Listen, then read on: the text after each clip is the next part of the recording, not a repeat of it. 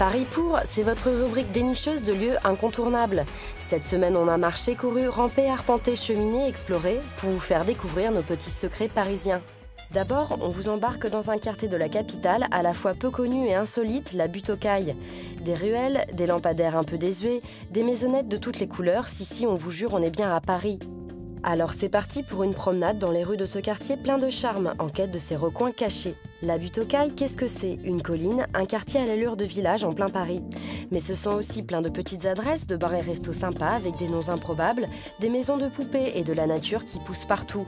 Ici, la petite Alsace, une espèce de cour reculée avec des maisons à colombages. Là, la villa d'Aviel et toutes ces maisons contiguës qui inspirent bien ces jeunes mariés. Et toutes ces ruelles entrelacées deviennent alors un vrai terrain de jeu pour les amateurs de street art qui en profitent pour s'exprimer par tous les styles. La Butte aux Cailles, un petit village à part en plein milieu de Paris qui vous promet des surprises à chaque coin de rue.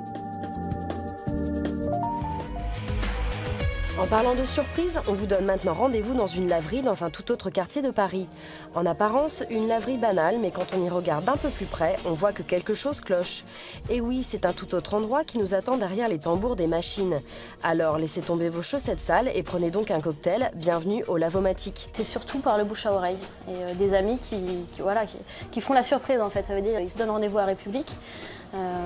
Et ils amènent leurs potes, leurs copains, leurs copines dans la laverie. Puis là, ils voient des gens entrer dans un séchoir. Mais passé la surprise, le Lavomatic tient ses promesses.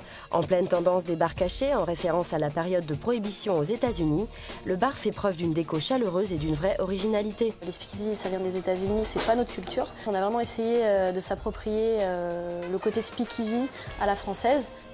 Un espace créé par une bande d'amis qui propose un accueil comme à la maison et qui se veut tout sauf snob et select.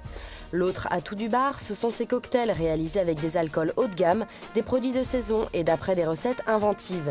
Cocktails à base de crème de marron, de réfort ou de vodka infusé au saumon fumé. Ici, on mélange les alcools blancs et les jus colorés. On n'a pas peur que ça déteigne. Pour finir, direction notre dernière adresse, Place d'Italie.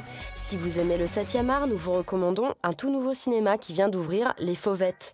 Derrière sa façade et son intérieur moderne, c'est une programmation autrement moins récente qui nous attend. Les Fauvettes, c'est un nouveau cinéma de 5 salles qui est exclusivement consacré à la diffusion de films restaurés, donc de films de l'histoire du cinéma, de manière assez large, des films qui ont marché, populaires, cultes.